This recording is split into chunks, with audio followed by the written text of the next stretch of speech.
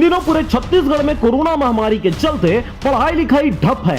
हालांकि online classes के माध्यम से कुछ परसेंट विद्यार्थियों की पढ़ाई को जारी रखा गया है, परंतु इस दौरान सरकार के नित नए योजना से शिक्षा विभाग भी असमंजस की स्थिति में है। और अब स्थिति यह है कि कई प्राइवेट स्कूलों ने एडमिशन के नाम पर बच्चों के अभिभावकों से अनाप शनाप पैसों का डिमांड करना शुरू कर दिया है, जबकि अभी तक शिक्षा विभाग की तरफ से इस विषय में स्पष्ट गाइडलाइन जारी नहीं किया गया है। प्राइवेट स्कूलों द्वारा किए जा रहे इस प्रकार के मनमानी वसूली के जानकारी के लिए कई आवेदन प्रतिवेदन भी किए गए हैं और अब वर्तमान में जिला शिक्षा अधिकारी छत्तीसगढ़ को कोविड-19 लॉकडाउन की अवधि में निजी शालाओं द्वारा वसूली गई फीस की जानकारी मांगी गई है, जिसमें उच्च न्यायालय द्वारा पारित आदेश दिनांक 9/7/2020 का सूक्ष्मता से अवलोकन करते हुए शिक्षा विभाग के पत्र क्रमांक 31/7/2020 के माध्यम से माननीय उच्च न्यायालय द्वारा पारित निर्णय का अक्षरशः पालन करने की बातें भी कही गई है। जिला शिक्षा अधिकारी छत्तीसगढ़ से मांगी गई जानकारी इस प्रकार है। सत्र 2019-20 में निजी शालाओं द्वारा